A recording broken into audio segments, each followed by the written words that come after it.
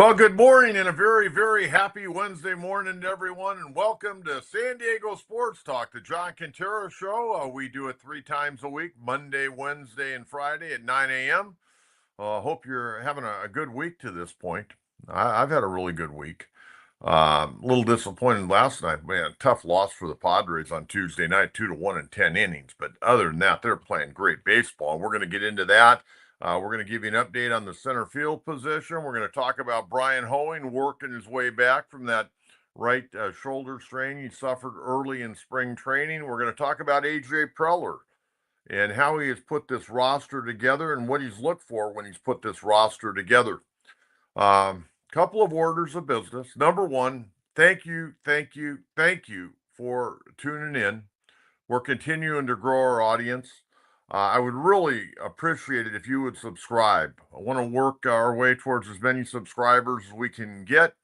And not only, locally in San Diego, Southern California, we got a lot of people that are listening all over the country and really all over the world. So a little bit later on, we may have a little roll call today, find out exactly where you're viewing our podcast.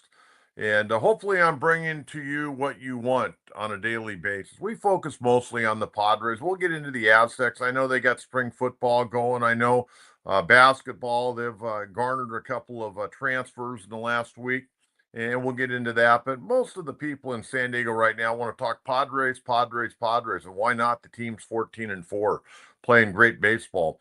But very much would appreciate if you would subscribe. Also, kind of be a marketing agent for me. Will you please spread the word? There are a lot of Padre fans that don't know where I'm at. They thought that after I got let go in December of 2023 that, I just rode off into the sunset. Anything but that.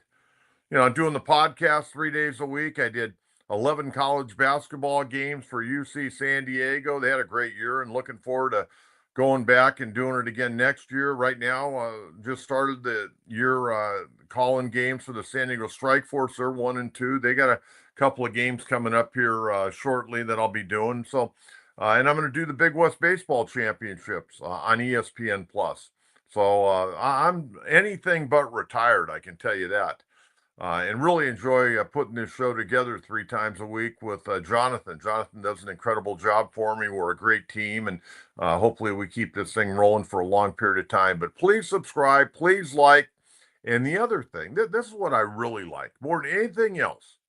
I can sit here and talk Padres until I'm blue in the face, but I love when you send in questions or, you go on our Facebook page or on X or on YouTube and, write down questions you have for me. I love that. So please be a part of the show. I want it to be interactive. And we're going to get to Coach's Mailbag here before too long, and we're going to get to your questions as well. But we got a lot of good information for you today. Going back to Monday night, a 3 hour and 10-minute game. It was like it was, 5, 6, 7 years ago. But you know what? It was an incredible night. It was Aloha shirt night. 47,078 came out. Padres were down 3-1. Things weren't looking good. And then all of a sudden the fifth inning came. And everything, kind of trailed. The Padres were starting to get something going. And then they trailed 3-1 going to the bottom of the sixth. And they pushed across 2 runs in the sixth, 3 more in the seventh, and blew it wide open with 4 in the eighth and cruised to a 10-4 victory. They had 11 hits. Cubs had 11 hits. Each team made an error. Padres left 9 runners on base, but they were 4 of 13 with runners in scoring position.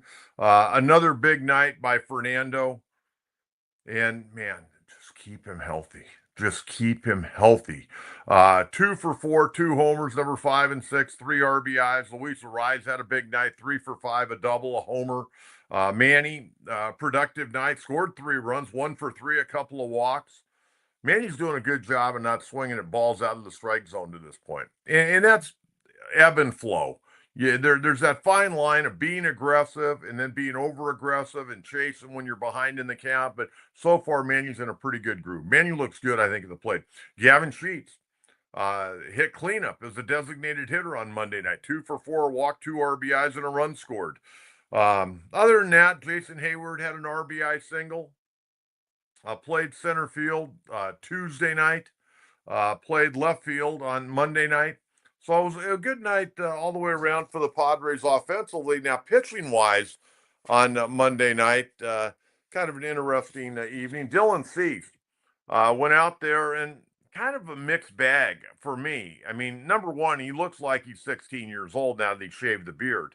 He lowered his ERA from 7.98 down to 6.64. So you'd have to say anytime you can lower your ERA, you're pitched a little bit better. 5 2/3, 7 hits, 3 runs, 2 earned, a walk, 6 strikeouts, gave up a home run.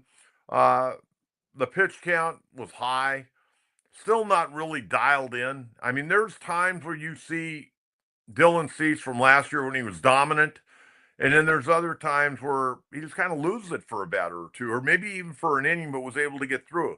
But then Alec Jacob came in for a third, Borahone for an inning, Jason Adam, 1 inning, 2 hits, gave up a run. Wandy Peralta closed it out in a non-save situation, throwing the ninth inning. Didn't give up anything. Wandy Peralta has been fantastic. So they get off to a nice 1-0 start against the Cubs on Monday night, and then Tuesday night. Oh man, a little frustrating because Padres had their opportunities. They even had their opportunities in the 10th inning. Connor Joe pinch hit, struck out looking against Caleb Thielbar, and they just couldn't push across that tying run after the Cubs scored in the top half of the 10th inning. But a frustrating ball game. I mean, Manny hit the home run. And you know what? Realistically, they were fortunate. You go back to that 5th inning, Kyle Tucker, who I'll be honest with you, I thought maybe this guy was overrated because I hadn't seen him play a whole lot. There's times where he was hurt with Houston, but this guy is really impressive. He's one of the best players in baseball. There's no doubt about it after I've watched him for a while. And I've seen him quite a bit in the month of April.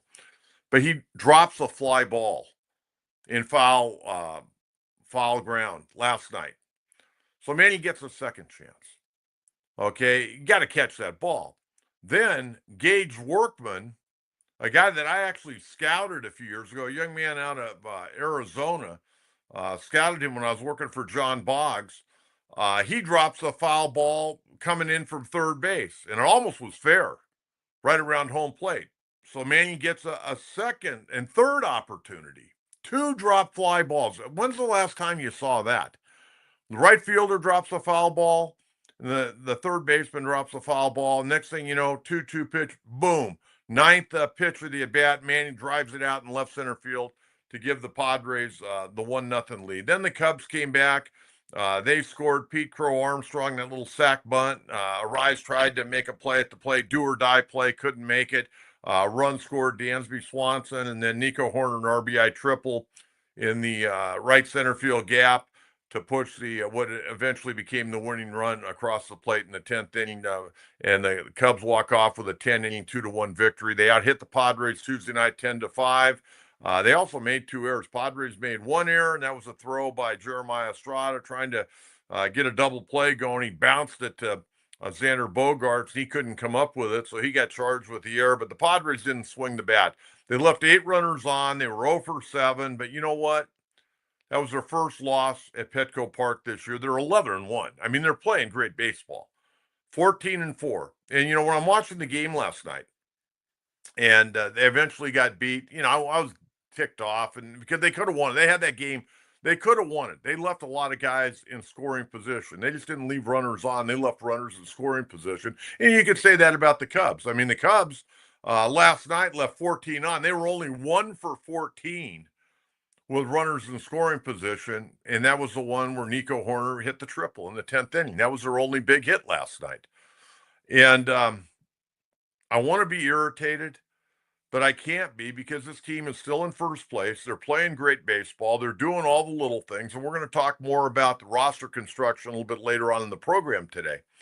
But all in all, a good effort. And then out on the mound, you know, we can sit here and we can talk about Randy Vasquez. Randy Vasquez wasn't great Tuesday night. Yeah, he ended up, numbers were good. 5+, 2 hitters in the 6th, 5 innings, 7 hits, 1 run, earned 2 walks, 2 strikeouts, a balk through 80 pitches. 80 pitches, 51 strikes. He wasn't great. He worked behind in the count most of the night. But you know what? He still gave up 1 run. And I know there were runners on second and third when he exited, but, only gave up the 1 run. And, Morehone was able to get out of it.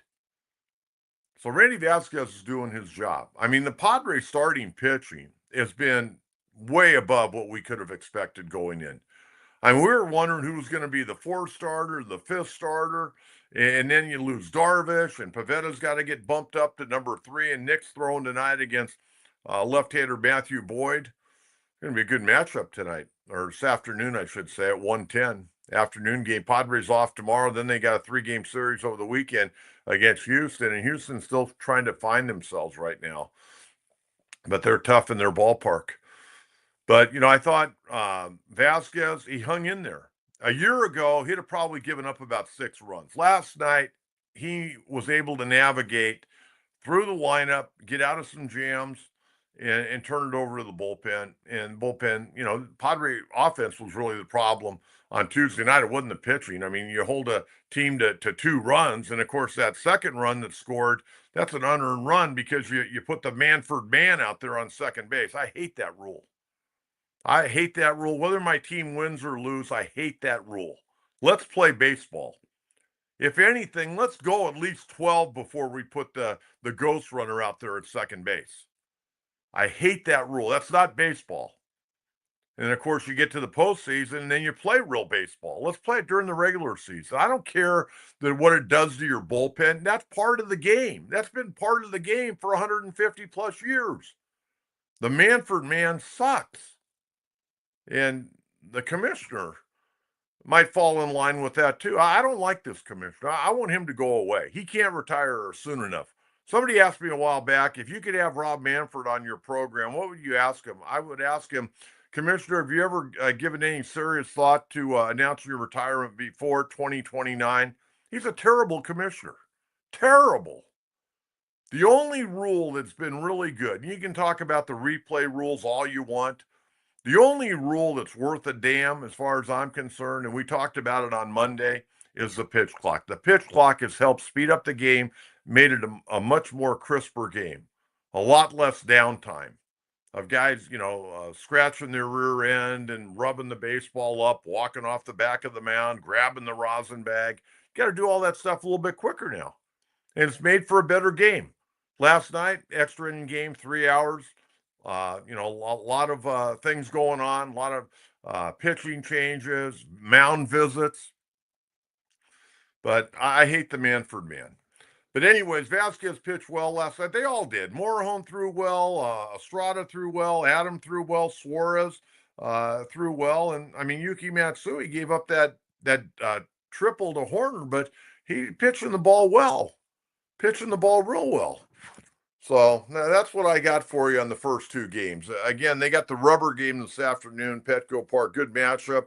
Left-hander Matthew Boyd, who beat the Padres earlier in the year when he threw 6 shutout innings. And Nick Pivetta, his only start against the Cubs this year, he pitched 3 innings and got banged around pretty good. So he'd like to return the favor to the Cubbies this afternoon. And it'd be nice if the Padres could get on that airplane heading to Houston with another series win, but 11-1 right now at Petco Park.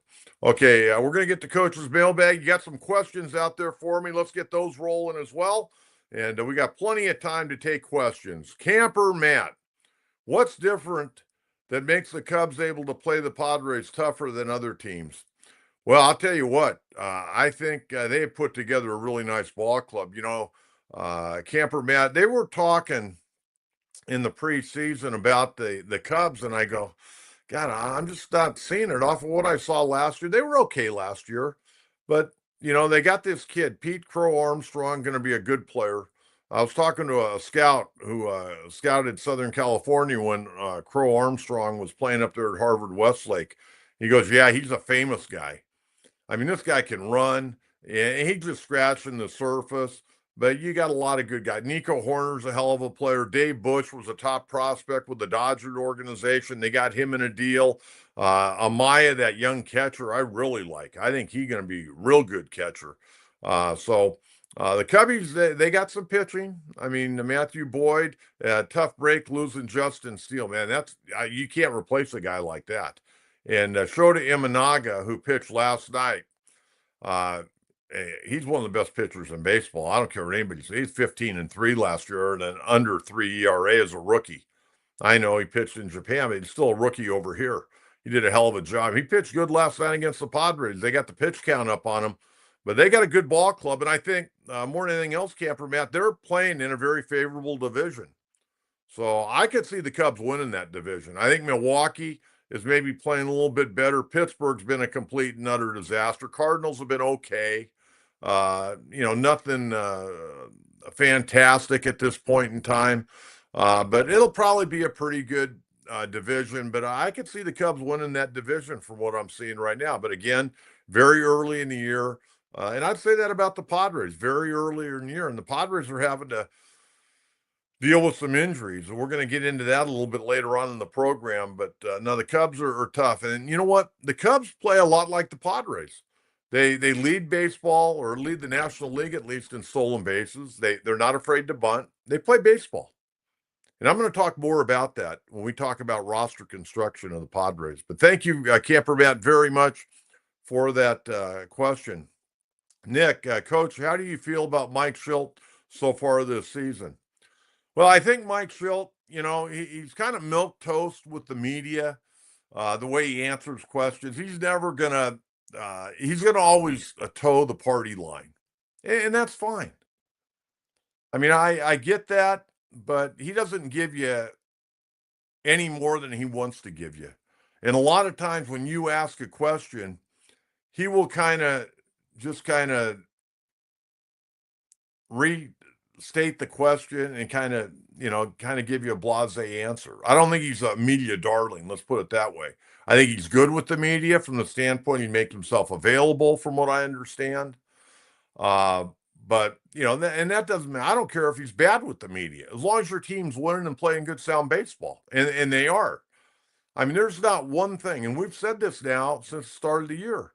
There's not one thing we can sit here and criticize Mike Shildt for. Not one thing. His pitching decisions have been great. And again, when pitching decisions are made, folks, we don't know all the information. We may think we know all the information. And the Padres are a little more tight to the vest than most organizations. It's like on injuries. They poo-poo and downplay the injury, then the guy is having surgery or the guy's going on the IL. But they can conduct their business however way they want. It's a little bit frustrating when I'm trying to get you the best possible information, and they're not letting the cat out of the bag. And there were other managers that, hey, the guy's hurt. He ain't gonna play for a while. He's going on the IL. And rather than downplaying it, and again, you don't want to be the guy that cries wolf and says, "Oh my God, this guy's not going to be coming back for 6 weeks." You don't want to be that guy either. But Mike Shildt is a good, solid baseball man. I don't know why it didn't work out with the Cardinals. I mean, he did a great job. I mean, you go back and look at his record and what he accomplished in the short time he was the manager of the Cardinals. He did a good job. He didn't deserve to get fired. John Mozeliak, who's now the head guy there and was the head guy there when Mike Shildt was hired, and he's the guy that fired Mike Shildt. He's done at the end of the year. They haven't done squat since they let Mike Shildt go. And they're playing a little bit better, and they got a chance to win that division. They could get by the Cubbies. There's no doubt about that. But at the end of the day, Mike Shildt didn't deserve to get fired by St. Louis. Padres are fortunate that he needed a job. Padres gave him a job, and then when things didn't go well with Bob Melvin and AJ Preller, he was here wanting the job and really telling, hey, I want to be the manager. We can get this thing rolling. And the thing that I like about it, and this is where I was going to talk about roster construction, they play baseball. And I'll talk more about that later. But Mike Shilt's doing a great job. He did a great job last year. And you talk about the culture. You don't hear about any problems. Well, the biggest problem they had here was Juan Soto. Juan Soto was a pain in the ass. It was that simple. He was a real pain in the ass. He was late for buses. Veterans are having to sit on the bus waiting for his rear end to get out of his hotel room and onto the bus into the ballpark. He was a strange duck, Juan Soto. Didn't want to sit down with Bob Melvin unless he had agent representation. Now think about this. You're going to be a free agent the following year, but you're on a ball club and trying to win. And your manager wants to talk to you. It could be talking about, hey, we want to move you to third in the lineup, or we're going to keep you at second, or we want you to do this, do that. He had to have agent representation for the manager to sit down and have a talk with him. It wasn't like they were going to talk about a contract. I mean, just be one of the guys. But Juan Soto never bought into being a San Diego Padre. He never really wanted to be here. He made it sound like he did, and he'd throw that big smile and oh man, Juan Soto won. I was not a Juan Soto fan. I wasn't a Juan Soto fan before he got here because I knew too much. He was a real pain in the ass. And I'm glad they traded him. And, you had to trade him. I hated to give up what we had to give up for him. I mean, I love Mackenzie Gore, and he's starting to finally, get his sea legs. Abrams needed more work in the minor league, especially build his throwing arm up. Didn't really have a shortstop's throwing arm at the point in time, and he's gotten better. And James Wood, I followed his coming out of high school and early in the minor leagues. Robert Hassel, they gave up. I was never a big Robert Hassel fan, and that's kind of proved out. He hadn't really produced very well.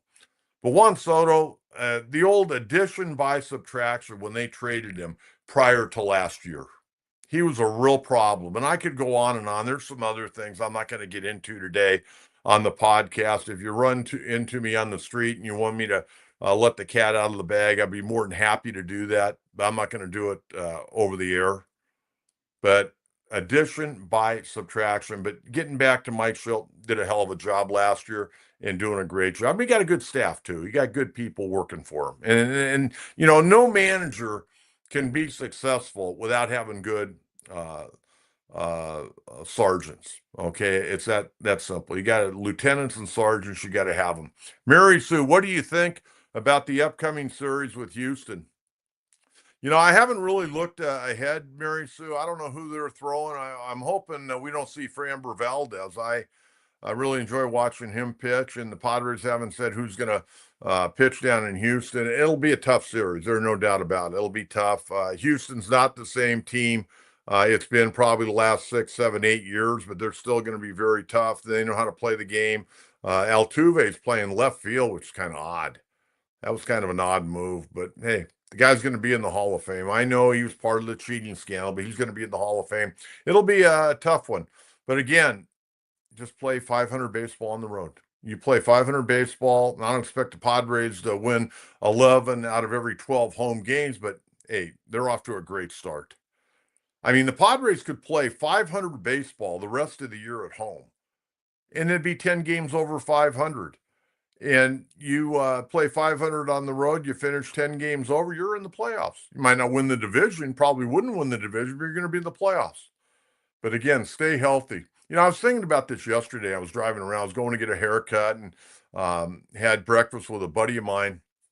And I'm saying to myself, man, we're still in April. We got to go all the way to the end of September. We got a long ways to go. But man, the ballpark is filled up. It's 10th sellout of the year last night. In 12 games, there have been 10 sellouts. Just an amazing number. Last night, 42,492. And the night before, over 47,000 on a Monday night. Amazing. But Mary Sue, I think it's going to be a hell of a series. Hope it's not too good because I want the Padres to at least go 2 out of 3. Okay, reminder real quick here. Subscribe if you're watching right now. You've not subscribed. Would very much appreciate it if you would subscribe. Let's get to some other questions. We got some other questions out there. We'll get to those.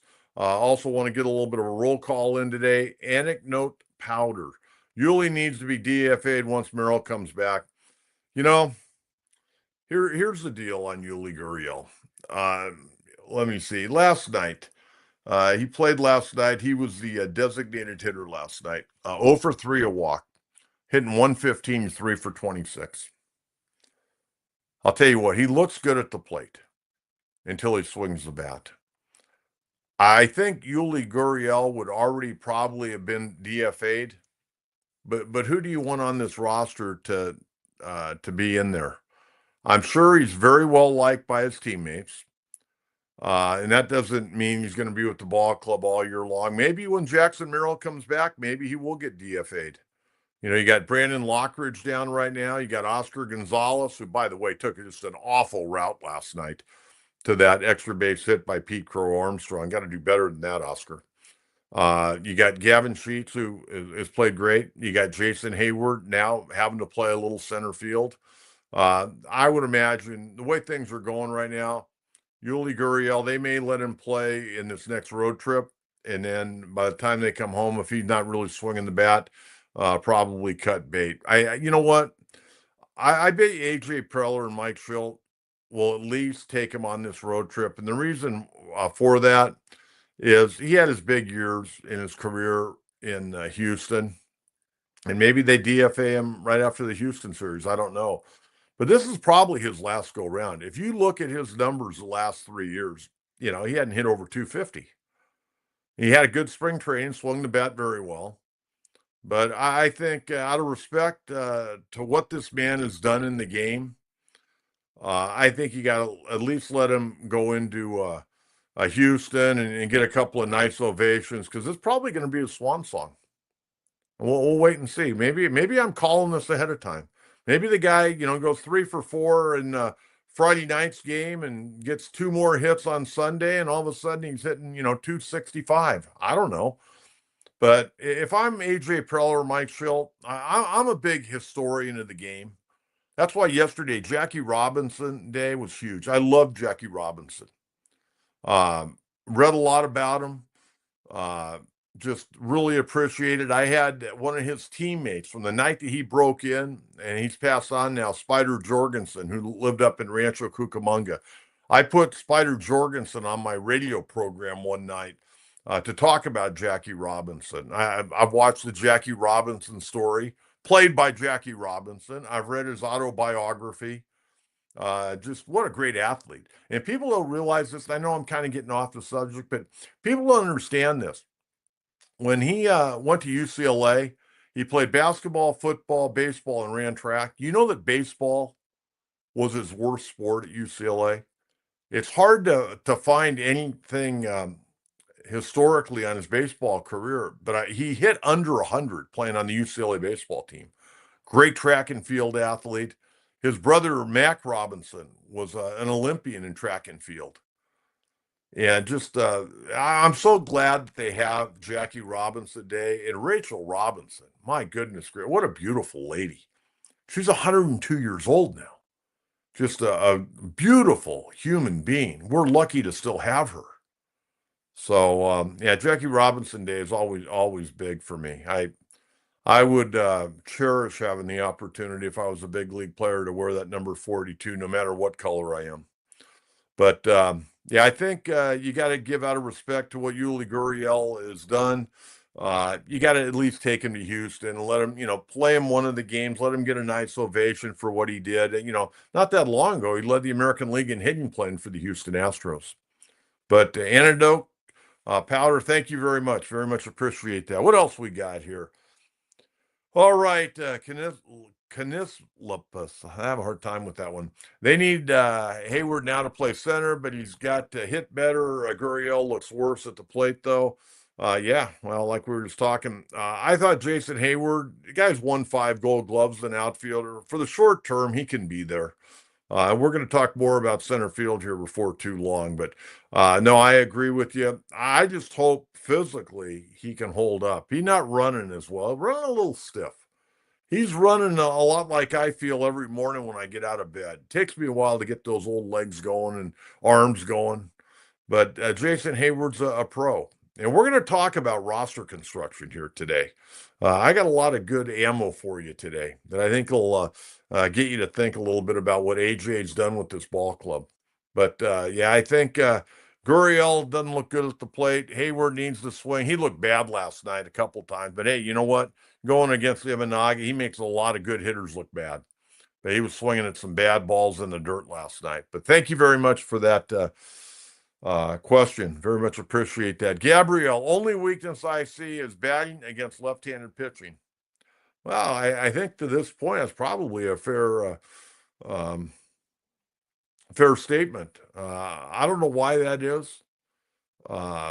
you would think right-hand hitters would hit left-handed pitching. Now, if you got a left-hander that can really throw that breaking ball to the outside third of the plate, or throws that fastball that runs away from you, you better shorten up and go the other way. But Gabriel, I would agree with you to this point. They have struggled against left-handed pitching. But you know what? In fairness to the Padres, they've seen some pretty good left-handers. They've seen Imanaga twice. They saw Matthew Boyd. I mean, those guys are good. I mean, they're not run-of-the-mill left-handers. They're not the soft tossing guys. I mean, Imanaga doesn't, throw more than about 92, maybe 93, and now that's not even really major league average. But he got that good breaking ball, got that sweeper, curveball. He's really good. And the guy they're going to see Wednesday afternoon, Matthew Boyd, shut him out for 6 innings at Wrigley Field. But I agree with you on that. Okay, what else we got question-wise? Tyler, who needs to step up in today's game versus the Cubbies? I think I'd like to see Xander Bogaerts step up. Xander right now, last night, didn't have a good night at the plate. And he's not hit a home run yet. Got some extra base hits. But last night, 0 for 4 with a strikeout, 270. Hit cleanup last night. I want to see Xander Bogaerts be the guy today. I want him to take a little pressure off of Fernando and Machado. The other guy that I think is going to have a good game today, even though it's going against a left-handed pitcher, I think Luis Arraez. I like Arraez. I'm trying to visualize whether or not we'll see Arraez back with the Padres next year. And I would have to probably say no. Because I think his salary is going to outdo what the Padres probably see for a guy playing a corner spot.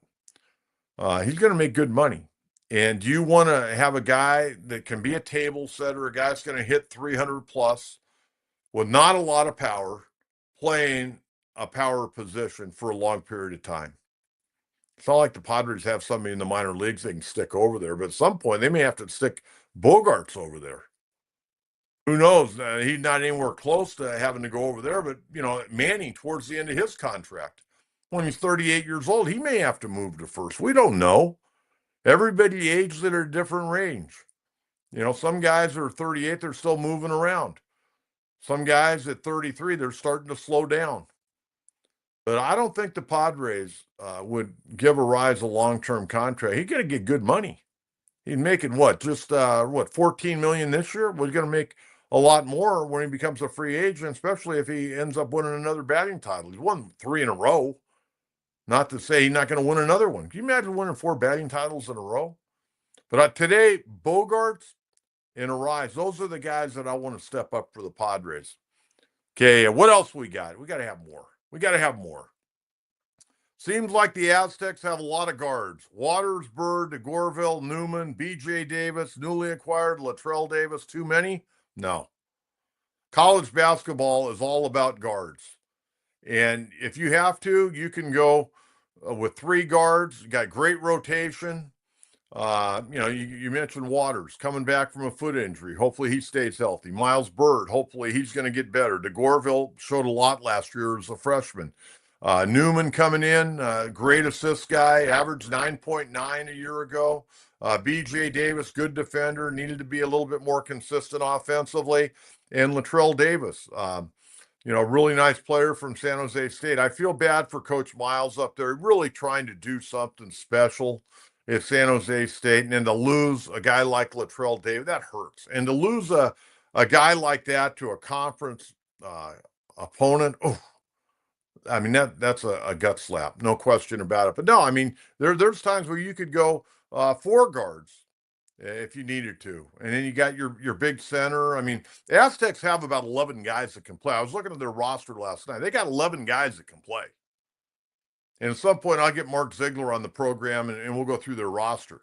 They're going to hold a little press briefing today out of UC San Diego. There's an article in the paper this morning about Clint Allard. Clint Allard will do a good job. Doesn't have a lot of players. All his players left. Most of them went to New Mexico with Eric Olin. Eric Olin, man, he's having a field day right now. Getting guys. He got a bunch of guys from UC San Diego that followed him. You got Jay Call, the kid from Carlsbad, second leading scorer in the history of San Diego basketball, had committed to UC San Diego. Had signed a letter of intent. Now he's a New Mexico Lobo. He got a guy named Antonio Chol out of a junior college All-American, 6'9" forward. The Aztecs are going to be good. Just stay healthy, and hopefully Reese Waters, after being down for an entire year, hopefully he can come back and be sharp. He's a good player. You go back to his USC career, he was the sixth man of the year in the Pac-12 the year before he transferred to San Diego State. In his first year at San Diego State, he was okay. Early in the year, he was real good. Then he got a little bit tentative shooting and became more of a defensive guy. I want to see him come back and be the old Reese Waters shooting the basketball.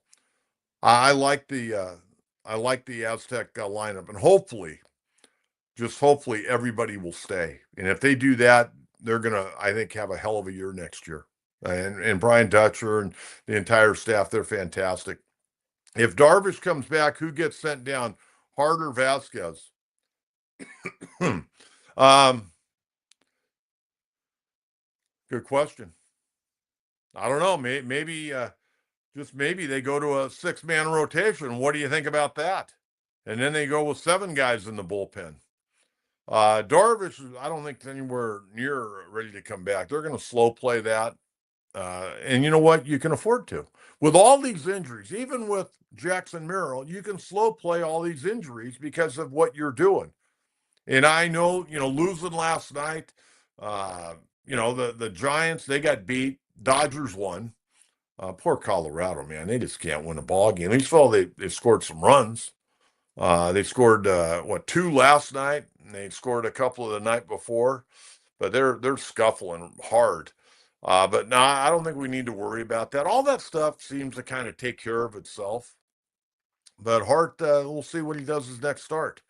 With Hart, he's kind of a work in progress. You're still not completely sold that he's going to be the guy. But for a fifth starter, he's pitched well. I know the ERA is high, but it's really from that one game in Chicago where he couldn't even get out of the first inning. He only got 2 outs. Vasquez pitching well. Randy Vasquez come a long ways for me. I really like the way he's pitched, and I liked him when we got him. And he went through the 20 starts last year. 4.87 ERA a year ago, but pitching lights out right now. After last night's ball game, his ERA now at 1.74. Doing a really, really nice job and giving him some length. I mean, he got into the 6th inning last night, 5+2 hitters in the 6th inning. Probably too many pitches. He threw 80 pitches last night, 51 strikes. You'd like a little bit higher ball strike ratio, but at the end of the day, doing a very nice job. Pitching's not been the Padres' problem. And again, with Darvish, just, give him plenty of time. I mean, I don't care if Darvish comes back until June, to be honest with you. Just come back, get yourself ready to roll, and hopefully this ball club continues to play well, and they're going to get to the playoffs. Okay, what else we got question-wise? We got any others? Okay, let's get to update on center field position. Now, I told you on Monday I didn't think Jackson Merrill is going to be back on Friday. That's his first day eligible to come off the IL. Not going to happen. And really, he's not even close. Last night, he did a little bunning in the pregame on the field. Bunning, not hitting. Bunning. Maybe, just maybe today he's going to do some light jogging. He hasn't even run. So he's not going to be ready for this road trip. Now, is there a point in time on the road trip, maybe when they get to Detroit, he could be ready? Maybe, but again, you're 14-4. You don't need to rush this guy back with a hamstring. You pop a hamstring, you're gone for 6 weeks, and in some cases, you could be gone for the year if you tear it. And I don't want to be the guy coming on my podcast having to bring that up. That would be awful. Hey, you got to err on the side of caution with all your players, let alone your star players. So, we'll keep you up to date. We'll give you an update on Friday, but he's not coming off. With that hamstring injury. Man, what a great start he got off to, hitting 378 with 3 homers, 10 RBIs, and an OPS of 1,090. And just, playing unbelievable baseball. Great center field. Brandon Lockridge, left hamstring, just went on the IL. We won't see him until, if he can come back until after the next road trip. You played Jason Hayward there Tuesday night. Tyler Wade started Monday night in center field. He looks terrible at the plate, but he's a utility guy. Was swinging the bat actually pretty well down in AAA, but didn't look good in his at-bats. Connor Joe didn't look good against Theobar last night, and he's going to play probably a corner spot, maybe a little first base. But it was only his first at-bat, Connor Joe, but he struck out looking in a critical situation, leading off the bottom of the 10th with a runner on second and nobody out. Couldn't put the ball in play. So that's the update on the center field position. They have nobody else. They had a guy named Tyler Wall down in AAA, a former hotshot minor league guy with Atlanta. He's hurt. He'd have probably had a shot maybe to come up. He can run a little bit, left-hand hitter, but he's hurt. So the Padres really don't have much options right now. Let's get to Bryan Hoeing. Bryan Hoeing got hurt really, really early in spring training. And at first they, of course, downplay, oh, he's going to be fine, just, normal early season soreness. Well, it ended up being a shoulder strain. And he'd been out since like the end of the first week or early second week of spring training. And he's working his way back. He was in San Diego. He's been in Arizona, but he was in San Diego. He threw a bullpen last night and did well. Said he felt well. Now he's going back to Arizona. Continue rehab. He's going to throw to some minor league hitters, throw some BP, and then eventually get into a rehab assignment to where he'll go out and, go against some hitters. But again, he's a guy that played a big part because not only did Bryan Hoeing do a good job for the Padres last year, he's a guy that can come in and give you multiple innings. He can come in and finish an inning. He can start the next inning, or he can throw 2 innings. He's a multiple inning guy. And it really, takes a lot of pressure off your bullpen. Padres are sitting, I think, in pretty good shape. They get all these pitchers healthy, they're going to have really something to pick from. And, we had a question a while back, a couple of questions ago regarding Kyle Hart and Randy Vasquez. Both those guys are doing a good job. And, there are going to be some tough decisions. If everybody gets healthy, there are going to be some tough decisions they're going to have to be made. But right now, man, they're sitting good. Darvish is making progress. Hoeing's making progress. Sean Reynolds, who we saw kind of get his feet wet last year, he's got a foot injury. He's been down. He's making progress. Not ready to come back yet, but again, these guys are working on getting back, and they're going to have reinforcements. If you think a 26-man or 27 or even 30-man roster is going to get you through the year, not happening. It's going to take 40-plus guys between position players, bullpen guys, starters, and some of those guys may only playing 1 or 2 games. But it's going to take more than, 30 guys. Most teams end up using over 40 players a year. They're bringing guys up for a couple of days, an outfielder or an infielder or a catcher. Need a guy off the bench for a few days because the guy is on the IL. So the more depth you have, the better for your organization. No question about it. So Bryan Hoeing definitely making progress right now. Okay, I want to get to AJ Preller. And I got a lot of thoughts on AJ. First of all, as a human being, I'm a big, big AJ Preller fan. Very big AJ Preller fan. He comes to our Christmas party the years he can. We always invite him. He's very gracious, great guy. I run into him every once in a while up in North County when he's eating breakfast. I know his favorite breakfast spot, and he's pretty consistent. He's very consistent. I know he loves to play pickup basketball at the early morning hours. He'll play anywhere, play pickup basketball. I just want to tell you a little bit about AJ and the way I see him and how he's put together and how he's grown in his role as the president of baseball operations and general manager. Now, AJ was hired back on August 6, 2014 as the general manager of the Padres. But I want to tell you a little bit about his background before he ever got to the Padres. He graduated from Cornell University, graduated summa cum laude, a BS degree from Cornell. He served as an intern for the Philadelphia Phillies. And then he worked for the Los Angeles Dodgers from 2001 and 2004. Yes, AJ Preller worked for the Los Angeles Dodgers. He also worked for Major League Baseball. And then he took a job with the Texas Rangers. He was there from 2004 until 2014. He was hired by the Padres again August 6, 2014. So his first full year was 2015.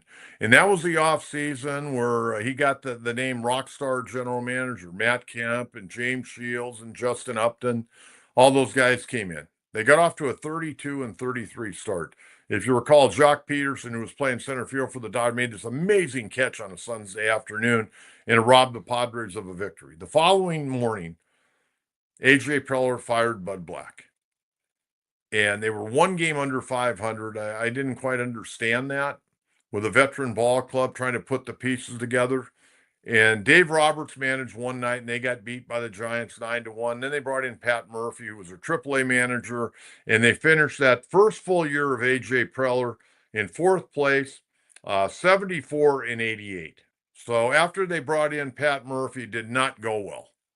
Okay, and I can tell you that from a standpoint. Now, I know Pat Murphy last year was the National League Manager of the Year. Congratulations to him. I think he learned a lot in the short time that he was the Padres interim skipper in 2015. 2016, the team went 68-94, fifth place. 2017, 71-91, fourth place. 2018, 66-96, 30 games under 500. And then they come back in 2019 and go 70-92, and they finish in fifth place. So in the first 5 seasons that AJ Preller was the general manager pulling the strings, the team never finished higher than fourth place. Now, I can tell you this. Most general managers would have probably been fired after at least the third, if not the fourth year. I mean, the fourth year, you're into it and you're finishing 30 games under 500 in the last place. Most organizations would have fired you before you even got to the end of the year. But Peter Seidler had this vision. He had this vision of continuity. He's big on continuity. And he told me that before he hired AJ when I met him at a Chili's restaurant up there in Mira Mesa. And he asked me what I thought of the organization. We had this long talk, and it was 2 weeks before he hired AJ Preller. He told me about AJ, told me how well he came in prepared. He had his notebook, he had everything laid out, and he goes, I think we're going to go with him. Now, I will tell you this, Mr. Seidler talked to a couple of other people after he talked with me that were in baseball. And then he decided to hire AJ Preller. And Peter was really big on continuity. And he goes, I hope AJ's here for 10, 15, 20 years. Well, he got hired in 2014, August of 2014. He's here in 2024, and he's got this team in position to get to a World Series and win a World Series. So what I wanted to talk about, not just AJ, I mean, number one, he's lucky he's still the general manager because most general managers would have probably got fired after the third, if not fourth year. And even in the fifth year, they finished 70-92. So, I mean, you'd have been out of a job. And I think all of you people that have followed baseball would agree. Everybody wants everything now. And look how many GMs get fired in year 3. Think about how many general managers the Angels have gone through since AJ Preller was hired. I mean, a lot of these organizations, man, they blow guys out. I mean, I'm looking at the Phoenix Suns in basketball. They fired 3 coaches in a row. They're going to owe Mike Budenholzer $40 million. They signed him to a 5-year deal for $50 million, and they fired him after 1 year. If he never coaches again, they owe him $40 million over the next 4 years. It's crazy. But the Padres stood with AJ Preller, and now they're getting their rewards. And, you look at after the first 5 years, now they finished in second, third, and second. And let's face it, the Dodgers have been on this unbelievable run, an incredible run, but the Padres are right there. And I think a lot of it has to do with AJ Preller. Now, I wanted to talk about roster construction because this is all a part of AJ's plan. And I think most of you know that I have a really deep and long background in baseball, in high school, college, and working as a professional scout. And I wanted to talk about roster construction because a lot of the things that I'm seeing, and Mike Schilt deserves a lot of credit. He's brought a lot of things with him that he had when he was with the Cardinal organization. And they play baseball. They play old school baseball. And I can't tell you how many nights I sat in the press box with Randy Jones, and I would lament to Randy, and Randy would lament back to me. Let's play baseball. Everybody else is trying to hit the ball out of the ballpark. The strikeout rate is enormous, which just grinds my gears like no other. Let's play baseball. Let's move runners up. Let's bunt occasionally. Let's hit and run. Let's play good old school fundamental baseball, and you'll beat a lot of these teams that are trying to reinvent the wheel. And the Padres are doing that. The Cubs are doing that. Now, the Dodgers got a lot of talent. They can do pretty much whatever they want, but they still do a lot of the old school baseball. Try to put the ball in play when needed. But they're up there looking to do damage. With Ohtani and Betts and Freeman and Teoscar Hernandez, Wilson, they're looking to hit balls out of the ballpark, and they've got that ability. Padres got some guys that have that ability, but just go up there and hit good hard line drives. You get the right backspin, it's going to go out of the ballpark. Okay, but when you take a look at the Padre roster construction, these are things you're looking for. And if you have two of the five, you're very lucky. When you're scouting, you're looking obviously for guys that can run, guys that can field, guys that can throw, guys that can hit, and guys that can hit for power. That's the five tools they always talk about. They're always a five-tool player. Mike Trout was a five-tool player. Fernando Tatis, in my opinion, is a five-tool player. Even though I think he can hit for a better average. And I think he may do that this year if he can stay on the field the entire year. But he's going to put up a lot of power numbers. But when I take a look at the Padres, they've got players with great mental makeup. That hasn't always been the case here. I mean, when I'm talking about mental makeup, I'm talking about guys that really want to play and they want to lay it on the line night in and night out. They don't care if it takes 15 innings or 20. They're going to continue to play and play their ass off, and they're not going to give in. And, I look around the diamond. Luis Ariz, man, that guy was born to play baseball. He loves to play. I mean, I don't know what he's like in his everyday life, but that guy probably can't wait. When he wakes up in the morning, he probably can't wait to get to the ballpark. Cronenworth's a gamer. Jose Iglesias is a gamer. Xander Bogaerts is a gamer. Manny Machado's tough as nails and plays with an edge. Those guys have great mental makeup. I look at the catchers. Martin Maldonado, 38 years of age, still playing. He could walk off into the sunset. He made a lot of money. He won a Gold Glove. He could walk off in the sun. The guy loves playing the game. Probably will stay in the game once his career's over. Elias Diaz, you can tell he loves the game. Good teammate. Then you look at the outfield. I mean, Oscar Gonzalez, we don't know that well, but we know that, he's gone back down in the minor leagues and worked his way back up, put up great numbers. He just didn't rely on his ability, went down there and worked. Brandon Lockridge, you can tell he plays the game and he's limited offensively. We know that. But he plays the game with his hair on fire. And he probably has to stay in the big leagues.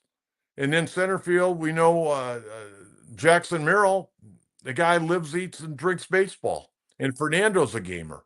Fernando's always trying to figure out a way to beat you. So what I'm saying here, and Jason Hayward's a pro. He's another guy, made a ton of money. He doesn't need to keep playing, but he loves the game. And he went out the other day in honor of Jackie Robinson. He went out to a tribute for Jackie Robinson. It was great. He's already ingratiated himself into our community, and what he did for the kids in Chicago last week when they were on that road trip, went out there and took a bunch of players. That good stuff, man. The Padres have a bunch of dudes that have great mental makeup, and that has not always been the case. And I'm going to tell you, I went back, I talked about Juan Soto, not a big fan. I don't know if I could say that about Juan Soto. Juan Soto got great talent, but his talent is he can hit, and he can hit with power. Doesn't run that well, doesn't field that well, doesn't throw that well. He throws okay. Okay, Fernando's a better player than Juan Soto. No, there's no doubt in my mind. Run circles around him. He got to stay on the field. And, he's not going to walk as much as Soto. Soto's got that great eye. I hate to go back and talk about Soto. He just griped me. He really bugged the hell out of me. But at the end of the day, AJ and Mike Schultz have put together a roster of guys, high character and great baseball mental makeup. They know how to play the game. And we're playing old school baseball here in San Diego. We're not gripping and ripping and trying to hit everything into the parking lot. We're going first to third, second to home, moving runners up, laying down bunts in certain situations, playing fundamentally sound baseball.